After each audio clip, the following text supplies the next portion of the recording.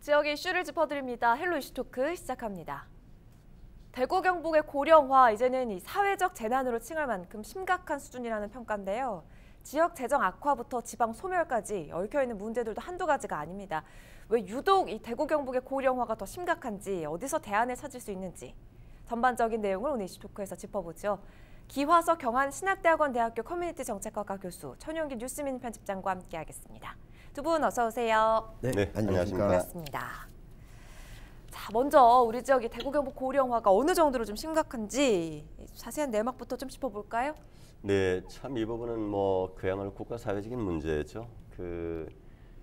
고령화 관련해서는 여러 가지 통계 지표를 가지고 얘기하는데 네. 몇 가지가 있는데 먼저 하나는요. 유소년, 그리고 유소년이라 그러면 보통 나이로 치면 이제 14세 이하를 얘기합니다. 네. 그 유소년 인구 대비해서 65세 이상의 노인 인구의 비율을 얘기하거든요. 그걸 이제 보통 수치로 표현을 하는데 이 비율이 경상북도가 전국에서 2위입니다. 2위고요. 예, 그리고 이 유소년 대비한 소위 말하는 노령화 지수 전국의 탑 15개 지역, 좋은 의미의 탑이 아니고 상위 15개 지역 중에 우리 경상북도 안에 6개 구군이 들어가 있습니다. 네. 아우, 좋은 거 아니죠. 바로 우리 인근의 군위, 의성, 청성, 그다음에 우리 경북의 그 남쪽 지역에 청도 포함되어 있고요. 그다음에 이제 동해안 지역에 영양, 영덕이 전부 다 포함되어 있습니다. 그다음 또 하나 우리 시청자 여러분들께서 좀 예를 돕기 위해서 우리 보통 쉽게 얘기해서 노인 인구 비율 얘기를 합니다. 가장 빠른 편인데 이해가 그야말로 전체 그 지역의 전체 인구 중에서 65세 이상의 노인 인구 비율이 몇 프로냐라고 얘기를 이제 흔히 얘기를 하는데 대구가 어쨌든 6대 광역시도의 하나인데도 불구하고 10%가 훨씬 넘었습니다 이미. 그러니까 인구 10명 중에 이미 한 명 이상은 기본 노인 인구라는 거고 경북은 20%를 이미 넘은 지역도 있고 네. 거의 20% 플러스 마이너스입니다. 특히 좀 시골 지역은 더 심각하죠. 30%를 넘어가는 데도 있고 이러한 부분이 이제 우리가 조금 더 좀 크게 얘기하면 우리나라가 그러면 노인 인구 비율이 어느 정도냐? 우리 국민 전체의 14%를 넘었었습니다. 가까운 일본의 경우는 일본은 26.5% 넘었어요.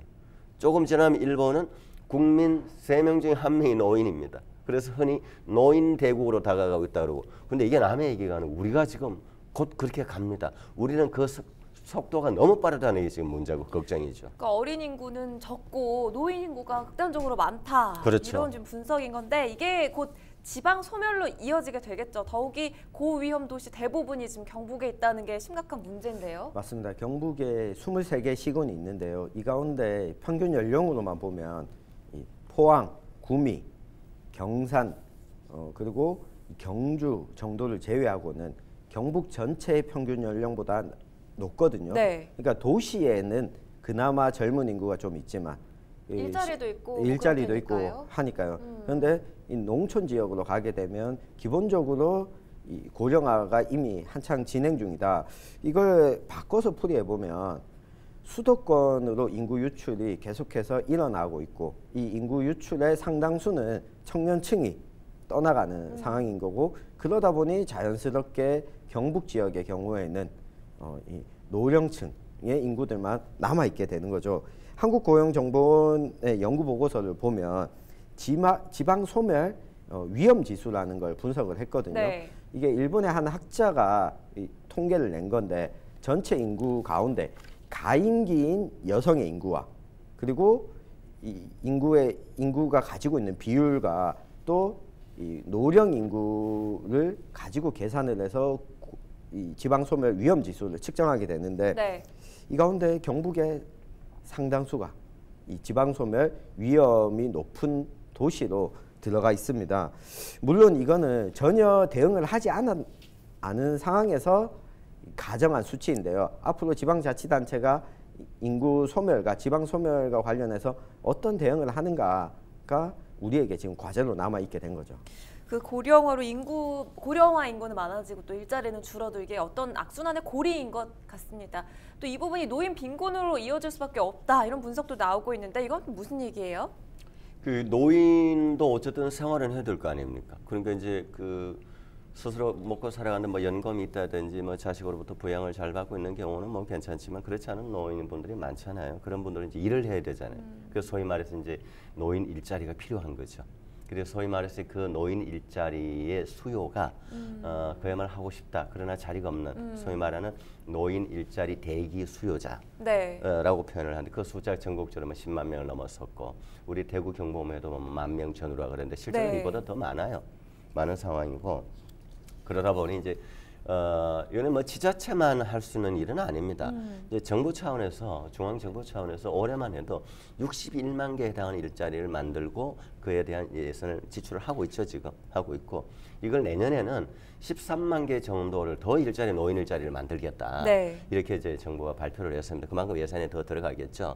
근데 이럴 수밖에 없는 이유는 지금 55년부터 63년까지 출생한 출생자 숫자 그러니까 지금의 나이로 치면은 65에서 57살 정도의 이분들 옛날에 이제 소위 말해서 이제 우리나라 베이비 부머 세대라고 그랬죠. 그 당시 이제 저도 사실 거기에 해당이 됩니다. 네네. 그 당시에 뭐 어릴 때 정말 교실 하나에 70명, 80명이었습니다. 2부제 수업도 했던 그야말로 콩나물 교실이었죠. 그런 세대의 사람들이 이제 노인인구로 접어드는 겁니다. 네. 노인인구로. 그러면 노인인구가 급격히 늘어나는 거죠. 그 비율이 전체 인구의 14%나 됩니다. 14%가 새롭게 노인인구에 진입을 한다는 거죠. 그러니까 더욱더 노인 일자리는 더욱더 필요하게 되고 또 하나 문제는 이러한 노인 일자리가 정부 예산을 투입을 해서 또는 지자체가 예산을 투입을 해서 소위 뭐 공공 환경 미화라든지 뭐 이런 일이 주거든요. 뭐 열에 7번 뭐 쓰레기 줍고 뭐 이렇게 막 나무 가지 치고 강변에 가서 이렇게 정화 작업하는 이런 거야말로 단순 노동을 하는 것이 지금 현재 상황입니다. 이 노령인구가 일자리를 갖지 못하면 이렇게 고령이 많은 지역에서는 또 재정 자립도 고민을 할 수밖에 없는 상황인 거잖아요. 그런데 사실 대구 경북이 좀 꼴찌 수준이죠. 맞습니다. 경북과 대구의 지방자치단체 10곳 중에 6곳이 지방세 수입으로는 공무원들 인건비조차 감당할 수 없는 상황이거든요. 네. 행정안전부가 2019년 지자체 재정지표 분석 결과를 발표했는데요. 경북과 대구 지역 31개 시군구 가운데 지방세 수입으로 인건비를 충당하지 못하는 지자체가 19곳으로 59.4%에 달했습니다. 네. 경북의 재정 자립도가 31.9%였는데 전남, 전북, 강원과 함께 최하위 수준을 나타냈습니다. 네. 이 앞서 경북, 전남, 전북, 강원을 보면 대부분 농촌 지역을 끼고 있는 광역자치단체거든요. 그렇죠. 이거 보면 알 수 있는 게 경북만의 문제라기보다는 이 정부 차원에서 좀 나서서 해결하지 않으면 이 문제 해결이 좀 어렵다라고 볼 수가 있거든요. 도시 지역으로 청년층이 대거 이동을 하고 일자리도 그쪽에 몰려 있다 보니까 세금을 내야 되는 사람이 없으니까 지방세 수입 자체가 적은 거죠. 그렇죠. 예, 그러다 보니 자연스럽게 재정 자립도는 낮아지게 되는 상황이기 때문에 이걸 지자체만의 탓으로 돌려서는 좀 안 된다는 생각이 들고요. 대구의 재정 자립도 역시나 51.6%로 전국적인 평균보다는 약간 높은 수치인데 네. 이것도 함정이 있는 게 앞서 말씀드렸던 밑에 경북이나 전남과 같은 지자체 30% 초반대의 지자체를 깔고 있지 않습니까? 여기서 평균에 근접한다는 거는 특광역시 중에서는 대구가 거의 꼴찌 수준이라는 거죠. 예, 이걸 보면 우리가 이 지방과 수도권 그리고 도시와 이 농촌 간의 격차가 앞으로 우리에게 좀 해결해야 될 중요한 문제로 다가와 있다는 걸 알 수 있게 되는 거죠. 여러 가지 과제들이 우리한테 있는 상황인데 또 하나, 이 초고령 사회 부작용 중 하나가 고독사입니다. 대구 경북도의 고독사가 점차 늘고 있다는 부분이 참 우려스럽게 다가오죠. 그렇죠. 우리가 이제 고독사라고 하면 이제 간단한 정의로 그야말로 무연고 사망이라고 표현을 합니다. 돌아가시긴 했는데 연고자가 없어서 연고자가 나타나지 않아서 혼자 외롭게 돌아가신 이런 경우인데 이 수치로 대구만 해도 지금 2014년에서 2018년 이 정도 통계가 나와 있는데 대구만 해도 지금 13명이었던 숫자가 2018년도 64명이 됐고요. 5배가 늘었다는 거죠. 경상북도는 16명에서 46명, 한 3배 정도 늘었는데 그러면 대구와 경북이 왜 이렇게 차이가 나느냐? 오히려 경북이 더 시골이 더 그럴 것 같죠. 네. 아닙니다. 시골은 그래도 그 동네 마을에 서로 이렇게 저 돌봐주기도 하고 서로 옆집에 사는 사람끼리 노인들끼리 서로 소통이 커뮤니티가. 되거든요. 네네. 뭐 경로당이라든지 등등. 근데 대구 같은 광역시만 해도 그야말로 동네 뒷골매 골방에서 힘들게 가난하게 살다가 그걸 봐줄 수 있는 여력이 없어요. 다들 바쁘게 살아가다 가다 보니까 이런 원인이 있는데 최근 3년간 혼자 사는 그 노인의 이 비율도 가파르게 증가하고 있는데 네. 그 기본적인 비율 자체 대구만 해도 25.8%가 늘었고 경북도 한 17%가 늘었습니다. 점점 혼자 살게 되는 노인의 숫자가 늘어나면 고독사의 숫자도 늘어날 개연성이 충분히 있을 수 있다는 거죠. 그 이유는 뭐 여러 가지가 있습니다. 물론 그 경제적으로 어려워서 그럴 수도 있겠지만 자식이 있음에도 불구하고 부모를 너무 부양을 하지도 않고 또 챙기지도 않는 경우가 많이 있고요. 또 물론 이제 정부나 지자체에서도 그 노인 돌봄 사업이라든지 여러 걸 통해 가지고 이 정책적으로 또 현장 활동을 하고는 있습니다만 100%다 커버를 할 수가 없는 상황입니다. 네. 뭐 현재 상황은 뭐 제가 방금 우리 청 기자 얘기하셨잖아요. 이 부분은 지자체만 할 수 있는 일이 아닙니다. 국가사회, 중앙정부가 집중을 하면서 지방자치단체가 보조로 좀 나가야 되지. 재정 자립도 기본이 안 되는데 여기까지 100% 할 수가 없는 상황입니다. 범정부 차원에서 이제 대응이 필요하다 이런 지적이 계속 나오고 있는데 사실 우리나라의 문제만도 아니고 이런 고령화 현상이 전 세계적으로 나타나고 있는 현상이기도 해요. 그래서 이걸 좀 사회적 재난이다 이렇게 바라보는 시각도 있잖아요. 어떻습니까? 맞습니다. 이 국가인권위원회가 발간한 2018년 노인인권 종합보고서 결과를 보면 국내 65세 이상 노인의 45.5%는 노인 일자리가 늘어나면 청장년층의 일자리가 줄어들 것이다. 이런 우려를 하고 있다고 합니다. 네. 또 노인의 67.6%는 노인복지가 확대될 경우에도 청장년층에게 부담이 증가할 것이다 라고 이렇게 안타까운 마음을 노인들이 스스로 가지고 있는 거죠. 여기다가 청장년층 역시 이 생각이 별반 다르지 않는데요. 55.4%가 노인 일자리가 늘어나면 청년 일자리가 줄어들 것이다 이렇게 보고 있거든요. 이거는 앞서 기 교수님이 이야기한 것처럼 정부 차원에서 공공근로나 국가 예산을 투입해서 노인 일자리 확대에 뭐 신경을 쓰고 있기 때문에 이렇게 정부 재정이 들어가게 되면 결국은 청장년층에 대한 일자리 확대 사업에 들어가는 예산이 줄어드는 것 아니냐 이런 인식 때문인 것으로 보입니다. 네. 모든 연령층에서 노인에 대한 혜택이 늘어날수록 청년층, 장년층의 부담이 증가하고 있다 이렇게 인식하고 있다고 봐야 될 것 같은데요. 때문에 이 노인들 스스로는 복지가 늘어나고 있지만 더 우울감은 더 심해지고 있는 경향이 있다고 합니다. 왜냐하면 주변의 시선이 봤을 때 노인층에 들어가는 복지 혜택 때문에 우리 사회에 들어가는 다른 복지나 청년에게 들어가야 되는 혜택이 없는 것 아니냐라는 시선을 받고 있기 때문에 노인들 스스로는 자존감이 하락하게 되고 우울감이 계속 늘어나게 되는 거죠. 그래서 이 노인 요양시설에 들어가지 않으려고 하는 이유가 자식들에게 부담을 주기 싫어서 혼자 지내겠다, 혼자 알아서 생활하겠다라고 하다 보니까 이것이 또 고독사까지 이어지게 되는 경향도 나타나게 되는 거죠. 우리 사회의 상생이 굉장히 중요한데요. 이 노인과 청년의 상생이 결국 고령화를 늦출 수 있는 대안이 아닐까 이런 생각이 들거든요. 자, 관련된 사례를 전화 연결 통해서 좀 들어보려고 합니다. 지역 사회적 경제허브센터 박명배 센터장과 전화 연결이 돼 있는데요. 반갑습니다. 그 지자체들이 내놓은 고령화 대책들을 좀 살펴보면요. 대부분이 청년 인구를 유입시키는 쪽으로 좀 기울어져 있는 것 같은데 이렇게 청년 유입이 고령화 해소하는데 어떤 구체적으로 연관이 있다고 보십니까? 면단위 농촌 지역은 변화를 할 수 있는 계기가 전혀 없습니다.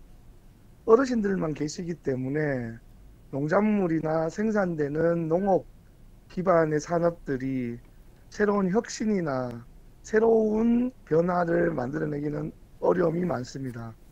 지금까지 농업을 지원하는 정책은 대부분 가공공장을 지어준다든지 영농조합법인을 지원해서 사업을 하는 방법이었는데 농민들로 구성되어서 일을 하다 보니까 대부분 실패하게 됩니다. 네. 여기에 농촌 지역의 새로운 변화, 새로운 이노베이션, 혁신을 일으키려고 하면 지금 농촌의 어르신들과 다른 새로운 사고를 하는 새로운 철학을 가진 집단들이 대규모 농촌에 들어가게 되면서 기존에 있던 토착 철학과 충돌을 일으키고 이걸 통해서 새로운 변화가 가능해집니다. 네. 그래서 청년들이 농촌에 들어가서 지금 농산물이나 또는 농산물 가공식품들을 보면 새로운 아이디어나 새로운 산업으로 육성시키는 것이 가능해집니다. 그래서 지금 이러한 시도를 하기 위해서 청년들을 농촌에 유입하는 정책들이 많이 벌어지고 있습니다. 맞습니다. 지자체가 청년 유입을 위한 다양한 그런 방법을 꾀하고 있는데 성공 모델로 손꼽을 만한 사례가 있는지 좀 소개를 해주세요. 농촌 마을에 폐교가 있는데 그 폐교에 마을 어르신들의 쉼터나 도서관 등을 운영하는 곳이 있습니다. 마을 이장님이 청년들을 이 폐교에 불러들이고 청년들과 마을 주민이 공동으로 협동조합을 구성해서 네. 그 폐교를 중심으로 청년들은 여러 가지 디자인 사업이나 포장지를 개발하는 사업들을 진행하고 마을 주민들은 그렇게 진행된 사업으로 농산물을 포장해서 청년들이 유통까지 책임지고 있는 협동조합도 있습니다. 이런 경우 농촌에 청년들이 들어가서 청년 9명과 그 지역 주민 5명이 협동조합을 구성해서 성공적인 모델로 안착되고 있다고 보여집니다. 그렇군요. 그 성공 사례가 좀 다른 지자체로 확산이 됐으면 하는 바람입니다. 또 한편으로는 이 고령화 안착을 위한 사업들도 시도를 하고 있다고 들었는데 어떤 게 있나요? 돌봄 사업들이 면 단위까지 조금 뿌리를 내릴 수 있게 하는 사업인데요. 지금 국가가 진행하고 있는 것은 커뮤니티 케어라고 하는 공동체 돌봄이라고 하는 사업을 시범 사업으로 전국에 6군데를 하고 있고요. 아마 내년부터는 조금 더 범위를 넓혀서 지역의 고령화 안착을 위한 여러 가지 지역 중심, 공동체 중심의 사업들을 많이 준비하고 있는 상황입니다. 말씀 감사합니다. 사회적 경제허브센터 박명배 센터장과 이야기 나눠봤습니다. 자, 이 고령화 극복을 위한 대안들 계속해서 이제 나오고 있는데 두 분의 의견을 좀 여쭤보려고 합니다. 먼저 기 교수님 말씀해 주세요. 어려운 질문이지요. 참 어렵습니다. 방금 우리 이제 박명배 센터장께서 이제 이번은 이제 현장에서 직접 노인 돌봄 사업도 하시고 여러 가지 현장에 컨설팅도 하신다든지 그야말로 우리 지역사회 전문가 분 중에 한 분이신데요. 여기에 이분이 얘기하시는 이 외에 사실 우리 지자체에서도 예를 들어서 우리 의성군 같은 경우는 유사촌 시범마을 해서 도시 사람을 또 오게 해서 살게 한다든지 일시적으로 여러 가지 그리고 또 그 외에 또 군이라든지 다른 지역들은 또 이 폐교를 활용해서 청년 예술 공방을 만든다든지 여러 가지들을 하고 있는데 저 일일이 열거하기가 참 너무 많긴 합니다만 그 효과가 아직은 좀 미진하고 네. 어쨌든 여러 가지 정책적인 아이디어 좋은 사례가 있으면 적극적으로 수용해서 실행해 봐야 되지 않나 싶습니다. 네, 고령화 극복 청 기자님 어떻게 좀 할 수 있을까요, 우리? 네, 지금까지 정책들이 나온 걸 보면 청년들을 농촌으로 유입시키겠다라는 쪽으로 좀 초점이 맞춰져 있는데 그 지역이 살기 좋은 지역이다라고 소문이 나게 되면 청년들은 알아서 찾아가게 되거든요. 맞습니다. 그 중에 한 가지 이 최저임금 문제 이야기를 꼭 하고 싶은데요. 농촌이나 대도시가 아닌 지역에서는 임금도 제대로 안 주고 저임금에서 일하기 때문에 청년들이 기피하고 떠나갈 수밖에 없다는 사실을 좀 기억해 주셨으면 좋겠는데요. 네.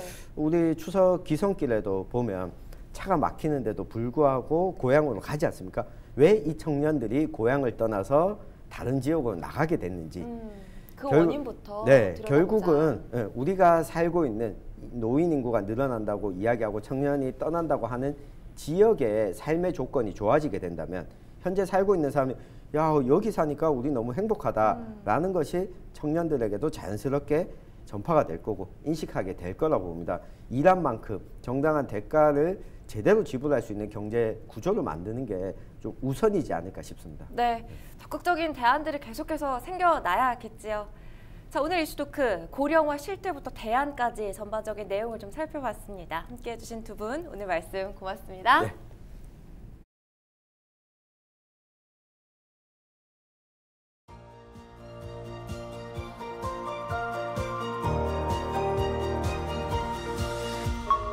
CJ 헬로